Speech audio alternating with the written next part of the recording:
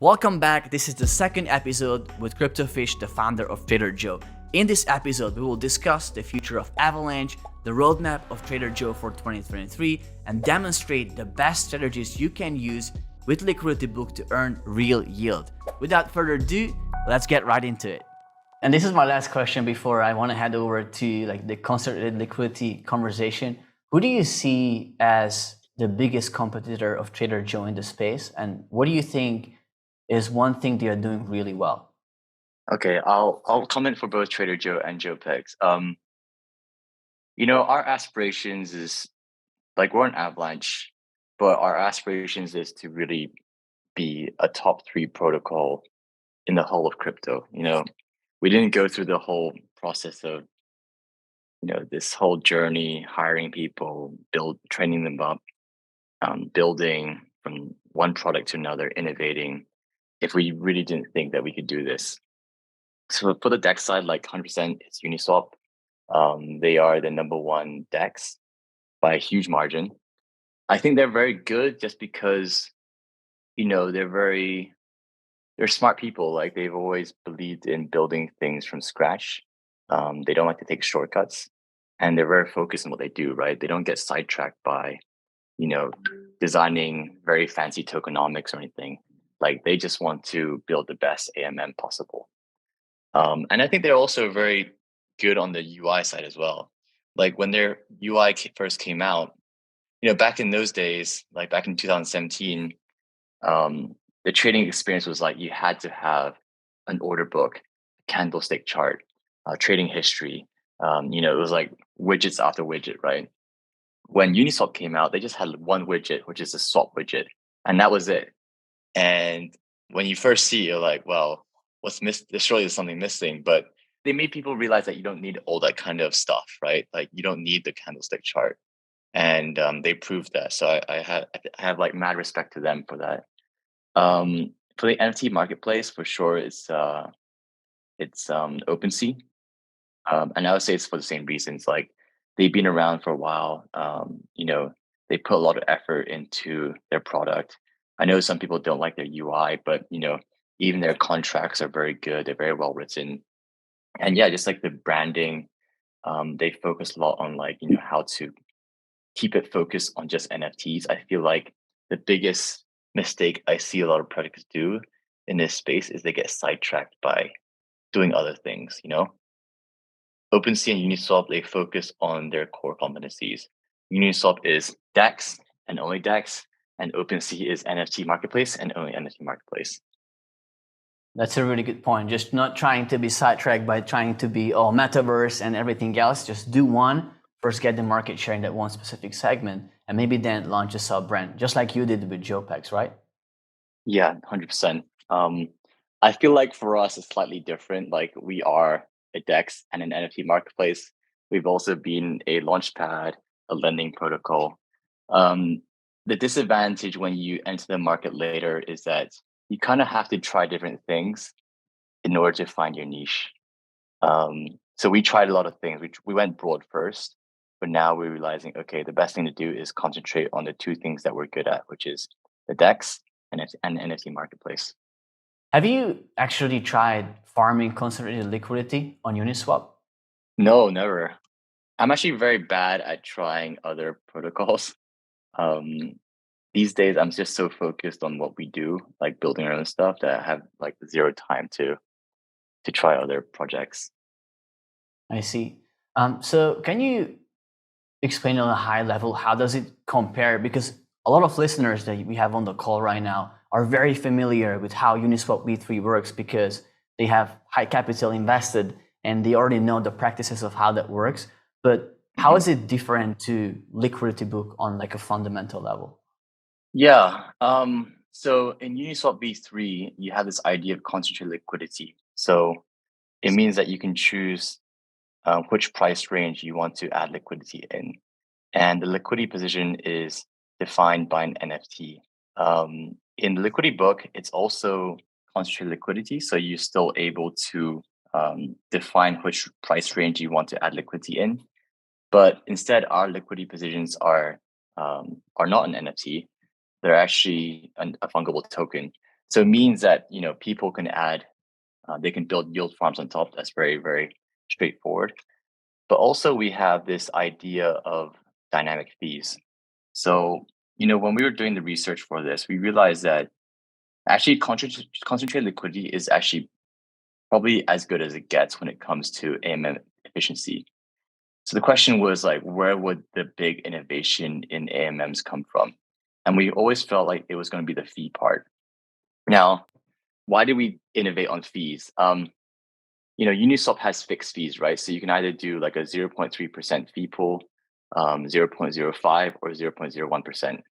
Now, the question is like, that doesn't really make sense to have fixed fees because during times of volatility, i.e., when the price moves up and down very fast, liquidity providers actually lose. They lose money because they suffer more permanent loss. Like for a liquidity provider to be profitable, the fees they receive has to be greater than the permanent loss they suffer. So we designed this dynamic fee thing, which we call the volatility accumulator, because the fees increase during high volatility. And the idea is that that increase in fees is to mitigate from the impermanent loss that you suffer. Yeah, that's a huge point there because I mean I tried UniSwap V3. There are some members who are like hardcore, almost like full-time UniSwap V3 farmers. And I think one of the key challenges they all face is even if they time it right, even if they get the range right, the impermanent loss significantly eats into their profits, which just makes it less attractive because it already requires so much time to manage a position like that. Yeah, I feel like, we have to think about what is the motivation or the incentive for someone to add liquidity, right? The only reason why you want to add liquidity is to make money. And in Uniswap V3, and Uniswap V2, it's like, you can make money from the fees, but also probably from some kind of yield farm because there's dozens, hundreds of them out there. Uniswap V3, there's not many yield farms. So basically, you're only constricted to making money from fees. Now, Uniswap V3 managing liquidity is already hard because it's not passive, right? You have to move it, making sure that your liquidity is always in the price range and all that kind of stuff. But also, like, I think there's a lot of evidence now. Well, not evidence, but like there's kind of reports out there saying even if you do manage your liquidity well, it's very hard to still make money from Uniswap V3. So that's why we decided, you know what, the big innovation, the big value prop of Liquidity Book has to be that liquidity providers make money. And it can't be from emissions. It has to be from, swap fees, aka real yield alone. Yeah, that's really, really good. Especially the real yield element. I'm 100% sure that, especially in DeFi, the major narrative is going to be protocols that are providing real yield because a lot of people who were in DeFi, they just got totally wrecked with highly inflationary tokens that were just forks of another DEX. And now the new narrative is going to be real yield and projects actually generating revenue because they have an innovative design that can actually reward the users. So would you say that, simply put, the main advantage of the Liquidity Book is that liquidity providers benefit from, in a way that they don't face any impermanent loss? I would not say that they don't face any impermanent loss. It's almost impossible to completely protect yourself from impermanent loss. I know there are protocols out there like Bancor. I think there's another one, maybe it's Thorchain or something, that claim you can get 100% impermanent loss. That is kind of deceptive. There's always someone who's going to be eating impermanent loss. In the Bancor model, it's the BNT holders. Now, we don't want to have our Joe token holders eat impermanent loss. We don't claim to be able to protect people from 100% of impermanent loss, but we can say that during volatile times, we can mitigate that. So you'll get more fees to compensate for some impermanent loss that you might suffer. I see. I checked it out, by the way, earlier today, right after the launch as well. And I saw that you have different liquidity shapes. One of them was normal, spot, uniform, and there was, I think, bid and ask. Can you explain the difference? And like, in a way that it's practical for our listeners to understand. So let's say use Uniform for stablecoin farming, and this is why. Yeah. So let's talk about UniSwap V3 first. So let's say that you are adding, what is Ethereum now? It's $1,200. So let's say you're adding liquidity for the ETH USDC pool between $1,000 to $1,400. What that does is that it will, like, between that range 1,000 to 1,400, the amount of liquidity you add is uniform throughout that range. And what's different about Liquidity Book is that we allow you to define what shape you want to add liquidity in. So instead of adding it uniformly, you can do it in a normal distribution shape, or you can do it the inverse, which is what we call the bid ask. And it depends on your kind of strategy, right? So um, let's kind of give people scenarios. I think, for example, for like a stable swap like USDC, USDT, it makes sense to concentrate it around a certain area. So in this case, you probably want to concentrate it around one because you don't expect it to deviate from one so much. In that case, it makes sense to have it like a normal distribution with a peak around one. If, on the other hand, you're talking about something volatile like AVAX USDC, then maybe you want to be more uniform around a certain range. And the bid ask is quite interesting. Bid ask is like the inverse. So in the middle is like nothing, and on the sides it gets higher and higher and higher. And this is like, I think the most obvious use case for this is like if you expect a depegging event. So let's say USDC, USDT. If you want to, let's say you're like a tether fudder, right? If you predict one day that USDT will depeg, then you want to be able to catch those depeg actions and be able to profit from that. In that case, you'll use a bid ask shape. On the side of stable coins, do you have a preferred stablecoin in general in between USDC, USDT, and BUSD? I don't claim to know too much about stable coins. I do feel like USDC sounds pretty safe. Um, it is the one that people say is the safest, so I tend to use that. BUSD apparently is pretty safe as well. I mean, I think both of those they say that they're like 1-to-1 backed by a real fiat US dollar. I think USDT is also safe, but there's just like so many years of FUD that you're never really sure, so you're kind of like skeptical. I never touched the algorithmic one, so there's always some kind of risk involved with those kind of stable coins. Yeah, we've seen that for sure with USD. How about BUSD? I feel like Binance has been making a huge push overall to force BUSD into the market. For example, what they did on the centralized exchange is that they removed USDC completely and swapped it all into BUSD. I'm wondering, are you thinking about integrating BUSD also into Trader Joe? Yeah, 100%. I mean, their liquidity is massive. I was looking at stats today. I think USDT has a market cap of 66 billion. USDC is something like 40 something billion, and BUSD is not far behind. It's 23 billion. Um, I feel like there's always people who are skeptical about Binance, but judging from what they say, it is pretty regulated. It is backed 1-to-1 with a fiat dollar, so you can actually redeem it in the same way they can redeem USDC for fiat. And also, they just swap, like on Binance, they automatically convert all the USDC and USDT into BUSD. So on face value, I would say, yeah, it seems pretty safe, but there's always probably some kind of risk involved, right? Yeah, 100%.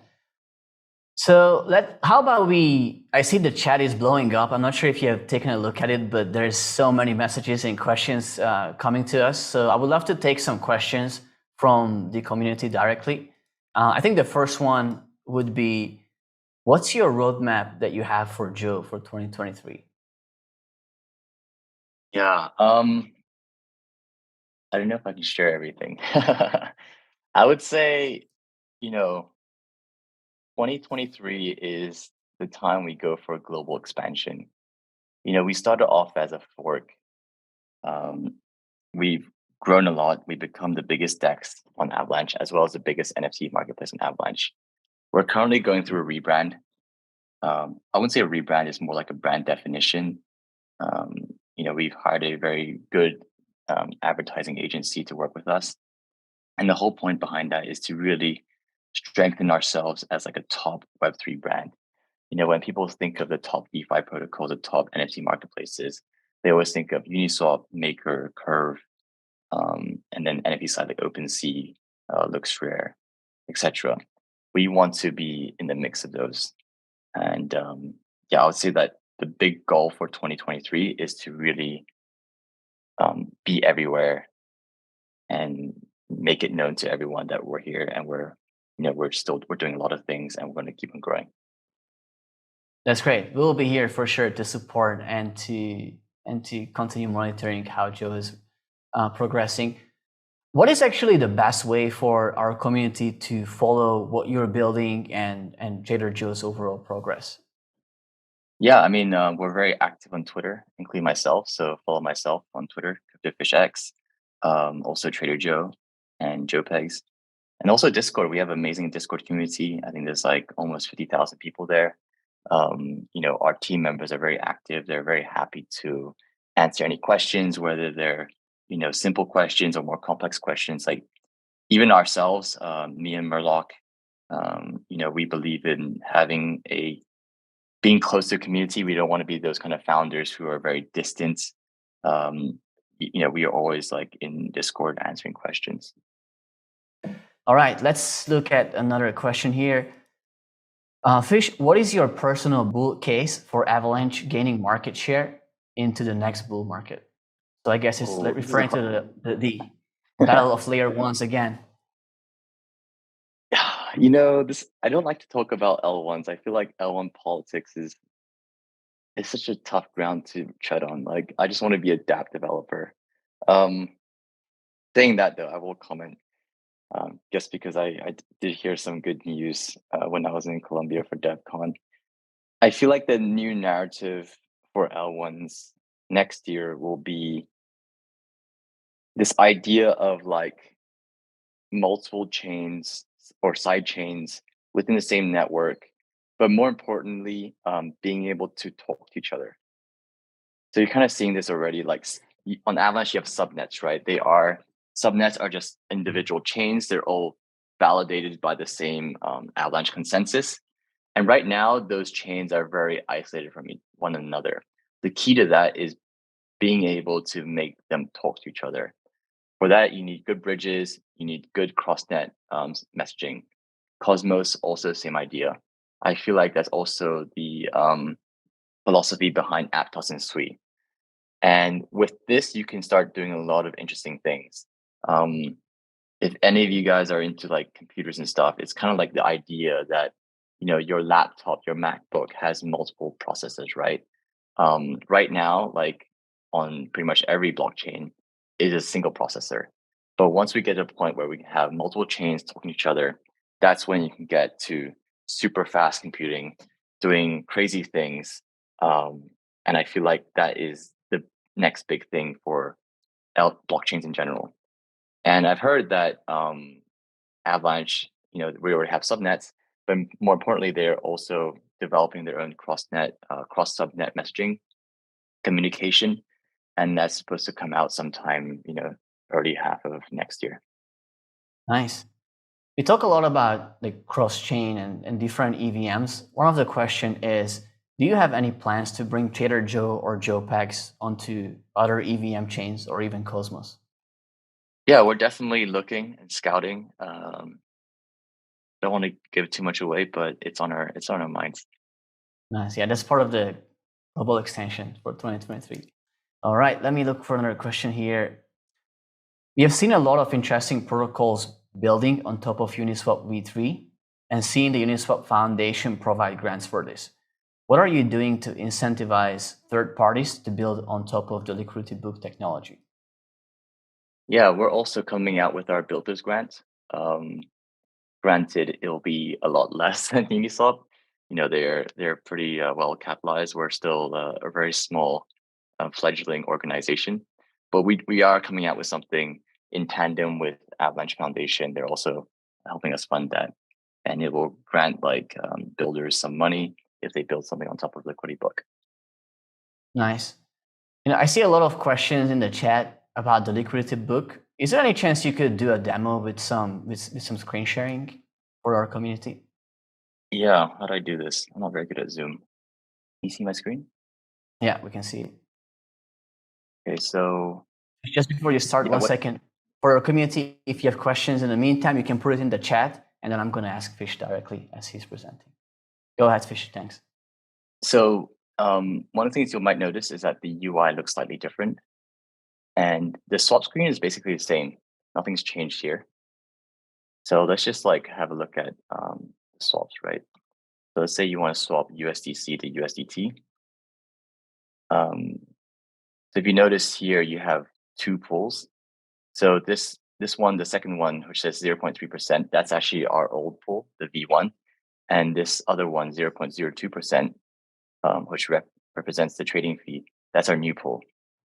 So if you say like, I want to swap, well, right now it's like liquidity 1.2 million, right? And the great thing about Liquidity Book is that it's extremely efficient.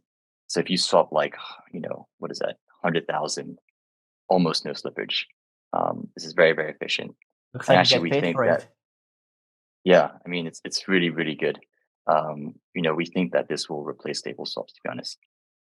So the swap page hasn't really changed, other than the fact that you get better rates now on trading. If you go to pool, so if you come here to all pools, now you have V1 and V2 pools. So let's go to V2 pools. And then let's say that, you want to add some liquidity. Oh shit, we have 1.5 million now. That's cool. Okay, so you come here to USDT, USDC. You'll see something like, let's come back here first. You'll see here that this little bubble, 0.02%, that's the minimum fee that you get if you add liquidity. So that's the minimum. I think the maximum can go up to 0.04%. And the reason why it's variable is because it goes up during times of volatility. So, come here. So I actually have some liquidity here. And you can see this is my personal liquidity position, right? So the green represents USDC and the purple represents USDT. And you'll notice that there's one, we call them bins. There's one bin that has both green and purple, and that's the active price bin. And there's only one bin that can be the active price bin. And basically, it's the only bin with two assets. The other bins only have one asset. So all bins to the left of the active bin are all green, and all the bins to the right of the active bin are all purple. And when you add liquidity, you can add it in any shape you want. I added it in a normal distribution shape. I think originally I added it here, but then the price moved to the left, and that's why it looks kind of weird now. But yeah, that was my original plan. You can also choose spot uniform. So let's say you want to concentrate your liquidity around a certain price range. So you can, if you want to just concentrate on one bin, you just do that. If you want to like do it plus and minus 3 or 4 or 5 bins, you can do that as well. It's up to you. Depends on your strategy. If you do max uniform, if you know anything about, UniSwap V2, the constant XY equals K, it's basically if you decide to add liquidity in this way, it's basically the same as UniSwap V2. So yeah, that's adding liquidity. And then you'll notice here Quick question, Fish. Yeah. Sorry to interrupt. A quick question here. What do you think, which shape will give the best yield for stablecoin farmers? That's a good question. I mean, we're actually getting data for all this, and we're going to release research papers about what shape is best. We found that even like I think stables, you want to do spot when you want to do normal around a small range. So let's say you expect USDC and USDT to be 1, right? Which is here. Then you probably want to do a normal distribution. Let's say plus and minus 5 bins. So I'll be like, if you think if this one is here, then you want to do 1, 2, 3, 4, 5, and then you want to do 1, 2, 3, 1, 2, 3, 4, 5. So you can do it. Well, actually here you can't choose, but with the spot uniform you can. But we found that we try to get research from like UniSwap V3, and I think the current literature says that actually the best is still kind of uniform over a small range. So I guess the answer to your question is like we're still trying to figure that out. I see. What happens if you set up a uniform spot position in those two given ranges, and let's say USDT depacks from it? Will it auto convert everything into USDC, or how would it look like? Yeah, so let's see this first. So if you go to analytics page, this is the liquidity, like the entire liquidity shape right now, including everyone else's. And you'll see that this is the current price, right, which is 0.999993. When you say depeg, I'm guessing you mean like if it moves down or up, right? So if it goes down, then the active price bin will like come here or something like that. And this means that this bin will have both purple and green, and then these bins will now all be purple.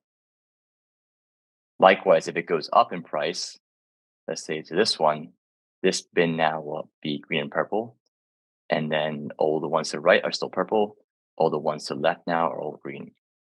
The question now is like, if it ever comes here, so if you see here, this bin has no liquidity whatsoever, or almost nothing. In that case, then it becomes a bit of a weird scenario in the sense that when you get to this point, there's no more liquidity, and it probably won't trade through that. It'll probably go through the old pool. Nice. And what is the yield paid out in? It's not in Joe tokens, right? It's directly in USDC, USDT? Yeah, so it's different to UniSwap V2. The fees are not compounding, so you have to claim it like UniSwap V3, and you can get it. You get it in both assets. So for this pool, you get it in USDT and also USDC, and you need to claim it manually. And yeah, I mean it's all real yield, so everything you see here. I mean, just started yesterday, but like you have fantastic APRs. You know, USDT, USDC. Okay, it's 2.18%, but you know, I'm in this one in another account, USDC.E and USDC, 15.1%. That's like amazing. And if you see here, it's like 275,000 liquidity, and it's doing more than almost double that in volume. So it's like extremely, extremely efficient. Yeah, that's pretty good. Probably everyone's going to be going to Trader Joe now and swapping into USDC.E after the call to deposit into that pool. Yeah, I mean, look at here, like 1 million 24-hour volume, right? And our total volume is 5 million. So it's already doing 20% of our total volume with only a fraction of TVL. Like we have total TVL is 82 million, but the V2 TVL is only 1.5 million. So do the math, that's like what, 1.5 divided by 82. That's like less than 2% of TVL, and we're doing 20% volume. That's why I said TVL, it's a pretty shit metric. Like it means nothing. DEXs should only care about volume. And there's another case that like, you know, some people say DEXs should only care about AVAX majors and stable volume.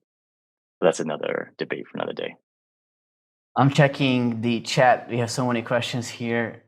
Do these new pools also accrue the swap fees to Joe stakers? So right now, no.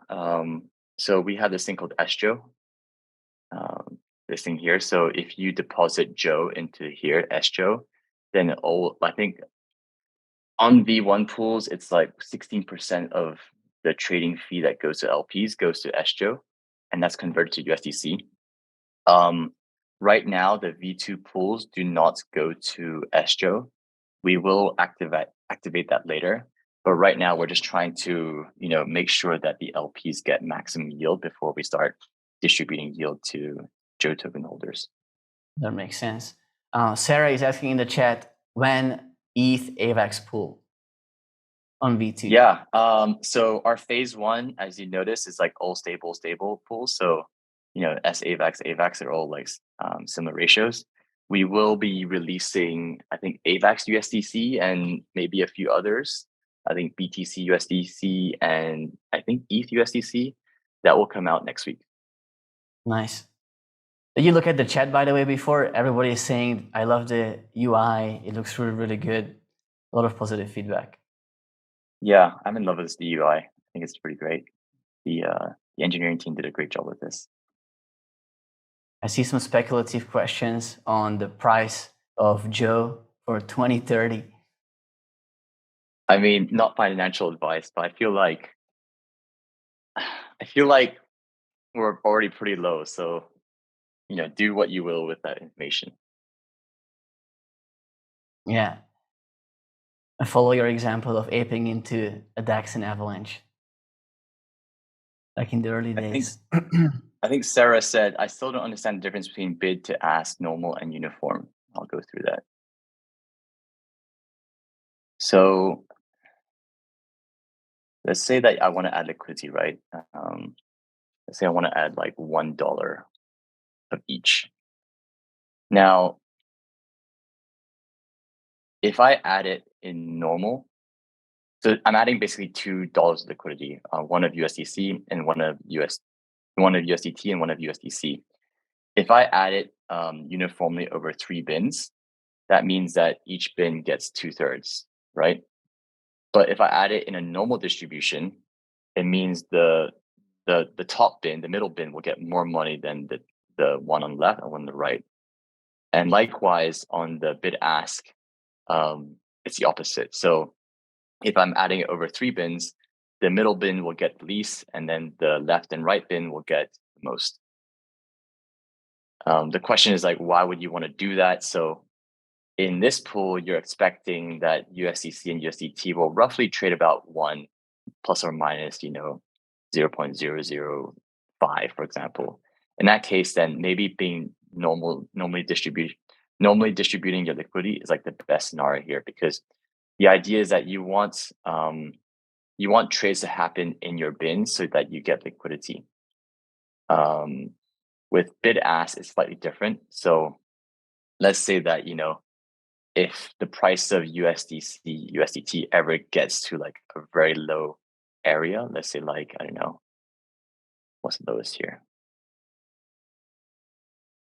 Let's say if it goes below 0.998, you might want to do a bid ask. So you want to put liquidity here and liquidity here so that you can buy, in this case, here you want to buy USDT when it's cheap, and you want to sell USDT. No, sorry. You don't buy USDT when it's cheap, and you want to sell USDC when it's expensive. And that's like in extreme scenarios when it's starting to stray off its peg. Does that make sense? It's a little bit complicated, but I think we have a bunch of articles, and there's also I think here documentation that goes through some of the complex features. I wrote this myself. I'm pretty proud of it. Hope you guys read it. This is like the white paper, but made more digestible.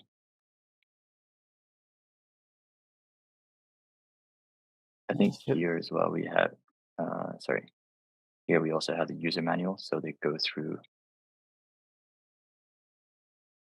Liquidity Book, strategies. Here we go. So beginner strategies, normal distribution distributes liquidity along the bell curve. Can you see this, by the way? Yeah. Yeah, so distributes along the bell curve, allows to capture fees from both price increase and decrease while concentrating liquidity around certain price points.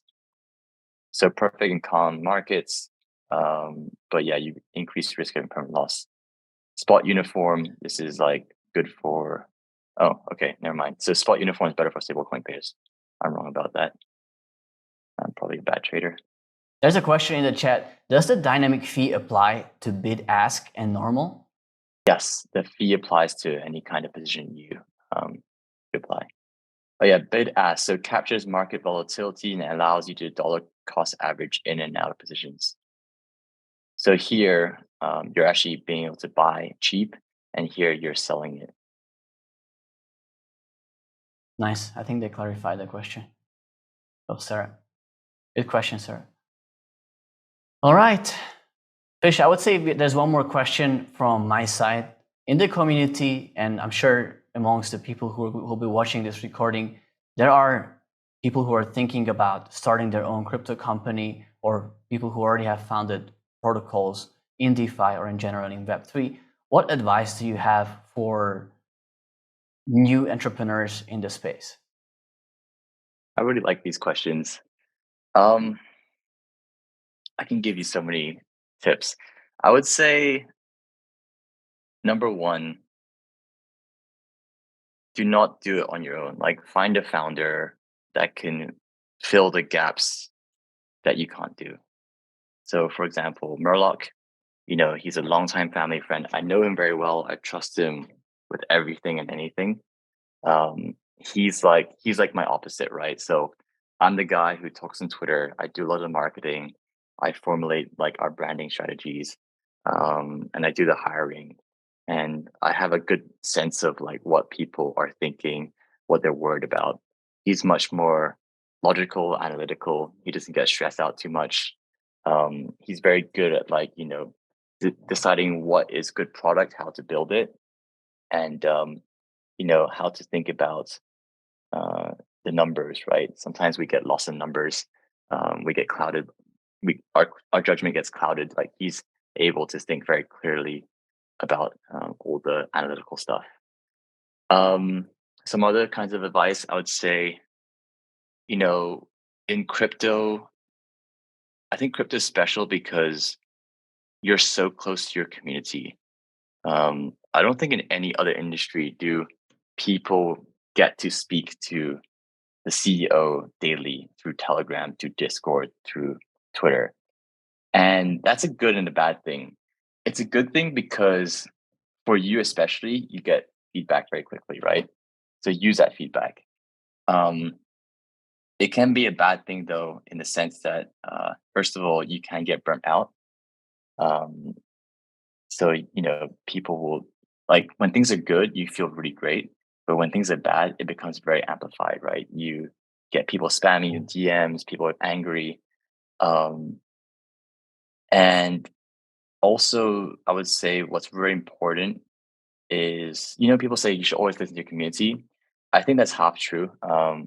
You want to listen to what they're saying, but you don't want to take their suggestions all the time. A lot of people, they give suggestions out of anxiety. They give suggestions because they're anxious about their bags, right? And it's not necessarily the best suggestion for your product, for your protocol. You have to think about things holistically. For example, for the DEX, we have three stakeholders that we care about. We care about the users, we care about the liquidity providers, and then there's a third component, which is the token holders. And that's very different. That's very unique to crypto. I think an analogy would be like Uber, right? If you're Uber, you have to think about the riders and then the drivers. Is usually a two-sided marketplace. But in crypto, you always have the third component, which is the token holders. And it can be very hard to judge because usually they're the loudest, in any of your social media channels. Um, and you have to be able to filter through the noise of what they're talking about, whether they're coming from a place of, I want to improve the whole protocol, or whether I'm improving, my short-term gain in the Joe token. And that can be very hard because I feel like a lot of people, they take it older, they take a lot of people's words very, very, very sensitively. I think my third piece of advice would be like, I guess this kind of applies to just general like entrepreneurship, but so much of this is just mental. Um, I'm not the smartest guy. I don't claim to be the smartest guy in my company, you know, but I will say I'm probably the most resilient person in the company. Like, I think this is where my years of training as a doctor really helps me a lot. Like, managing a 10,000 person Telegram group is scarily similar to managing a hospital full of patients at night. Everyone's really anxious. Um, you have to be able to manage crisis control. So, the stress is like very it can be quite a lot sometimes. So it is a mental game. You have to be able to weather the storm. There will be days when you're like feeling on top of the world, and there will be days when you're feeling shit. Like, you spend months working on something, and it might just turn out to be a flop, and you have to find like the kind of mental resilience to move forward and motivate your team as well to go to the next level. So what do you do personally when you feel really down and, as you said, you feel like shit? Yeah, I mean, when I first nowadays it's fine because we're quite a big organization, so um, I'm not actually working that much. Like my work is more just like high level thinking. I do a lot of the hiring and I run some of the meetings, but most of my work is like thinking about where we're going next from a high level. But when we first started, I was doing everything. I was running the Twitter account. I was coding. I was, creating content. I was even sometimes like creating some graphics, videos. I was talking Telegram, and I had to do like smart contracts. It was like so stressful. It was almost impossible to manage it. Like I was going to gym 5 days a week, and I would still be stressed. I would wake up like 3 hours into my sleep just to check Twitter. Like it was impossible to it was just so hard. Like at one point I had to go for massages like literally 3 times a week just so that, I would actually get some quality time just to not think about stuff. Um, with that, I mean, it's just really hard. You just have to have good habits, right? But yeah, I mean, eventually the stress does creep up with you and you just have to find ways to manage it really. Yeah, I think there's a fourth point, and this one really speaks a lot about you and your team as well, and your personality. Is that, for example, the Joe team? I feel like you've been so clear on communicating, and more importantly, actually delivering on those promises and shipping new products after new features constantly. And just right now, the Liquidity Book is another example. What is important for you to, like, how do you build such a successful team that's so productive? Yeah. You know, I think we've been very blessed with hiring really talented people. Um, I don't know. I think,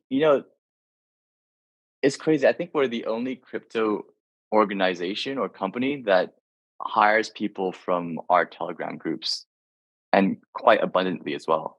Like the guy who designed the entire liquidity book, he actually was like a moderator at some other project. And when we launched on day one of Trader Joe, he was in our Telegram and he was kind of commenting about farm emissions. And Murloc spotted him and he was like, "Oh, this guy seems pretty smart. Like he seems like he knows what he's talking about." And he just pulled him into a DM and he started asking questions about, first of all, how he thought about token emissions, how to manage farms, and a little bit more about his personal side. And it turns out this guy who was like a moderator was actually he was like a quant researcher for a bank. So he had some kind of baseline of intellect and smartness. And we hired him, and he started off, doing all the emissions for us. And then when we released the lending stuff, he also did like all the risk parameterization. And then now he's like designing like AMMs. I think for us, it's all about talent spotting. Like I feel like in crypto, people like to complain that, oh, it's so hard to find, very experienced Solidity developers, et cetera, et cetera. Um, you know, hiring talent requires two things. First of all, you need to have an abundant talent pool, but it also requires you to be a good talent spotter. And I guess we've succeeded in that. Like I would say that's probably, one of my stronger suits is like being able to spot that this person um, is good or can be good, and we should invest more time into training that person. And that's something that we've emphasized a lot at Trader Joe. Very few of our guys were like superstars. Um, Even the guy who basically wrote the entire liquidity book contracts, he was our first intern. He didn't know any Solidity, but we trained him up, and then he went on to become an auditor. And now he's like, he's auditing contracts, he's designing protocols from scratch. And liquidity book is a very, very complex protocol to design. and he did that all on his own basically. And Yeah, it looks pretty yeah, I complex think to me. yeah, it's very very complex. It's like 4,000, 5,000 lines of code. I think most protocols are like 2,000 or 1,500. I think the other thing is like also personal branding. When I've never been a tweeter, but when I started Trader Joe, I realized that it was important to have some kind of personal presence on Twitter. So, I never liked writing. I'm not a very talkative guy, but I made it a point to like just be present on Twitter just to talk about things. It doesn't have to be about Trader Joe. It could just be things I'm thinking about. So I made an effort to tweet like 2 to 3 times a day. After a while, you get used to it. It gets easier, and you start sharing stuff. And I had this tweet that I wrote, a tweet thread that went viral. Tons of big accounts were sharing it. And it was basically my story of how I went from, how I quit my software engineering job at Google and started Trader Joe. And it was inspirational for people. Like people, a lot of young developers, they started following me and started DMing me and stuff. Um, and they wanted to know like, hey, how can I get into crypto? And I think like by developing this personal brand that um, attracted developers, I was then able to say, hey, look, we're hiring guys now. And those guys, the good guys, would then come and say, hey, look, I want to be part of Trader Joe. I think it's important to be relatable and to share stories and have a brand that can attract the people that you're looking for. Yeah, that's huge because you're literally hiring the talent from people who are already obsessed with your brand, right? Yes, very important. So yeah, after I wrote that thread, I just decided randomly, like, hey, let's do like a competition for developers, right? Let's do a competition where you have like 6 weeks. We'll put up $10,000, $15,000 in cash prizes, and you have to design a liquidation bot. And the first time we ran this, we only had 4 submissions, and I think the cash prize was 10,000 split between the two best submissions. And we ended up hiring 3 of them, and those 3 guys were like honestly amazing. One of them has left, Nice. but they're like honestly the 3 best developers we've ever had. One of them is this guy from France, full stack guy. He can do absolutely everything, front end, back end, contracts. The other guy, Kevin, I mean, he was like very smart guy. He was like a graduate from Cornell. He went to Facebook, but more impressively, he got promoted very fast at Facebook. So when you go to Facebook, you start at E3, which is the entry level engineer, and you have like E3, E4, E5. So he went from like E3 to E5 in 2 years, which is like the fastest you can ever get. And yeah, he just like he came in, he killed it for us. He built so many things for us. So yeah, we spent like $10,000 and we hired 3 amazing engineers. That's like way better than, getting some recruiter, giving them their first month's salary, paying some kind of referral fee, whatever. That was like way better investment than anything they can do. Yeah, that's a creative hiring process. So to summarize, you said number one would be to look for a founder that complements your skill set, somebody who adds something different to the team. Number Yeah. two would be keep your community very close. In crypto, it kind of is natural, but be very careful on how you take feedback from them. The third one was taking care of mental health from what it sounded like. Of course, crypto comes with a lot of pressure, and it feels like things are just moving so fast in crypto. I think it's innovation. That's why it feels so fast. But if I don't pay attention for 1 week, it kind of feels like I just missed out on 1 month because so many things are happening right now. Do you also feel like similarly? Yeah, it's almost impossible to go on a holiday. Like if you turn off your phone for 2 days, you feel very far behind already. Yeah, I know that feeling. The fourth advice was to look at your community as a potential source for hiring. Nice, Yeah, yeah. I nice. would say last I one is see. focus. Focus is really important. I think focus is probably the most important thing ever.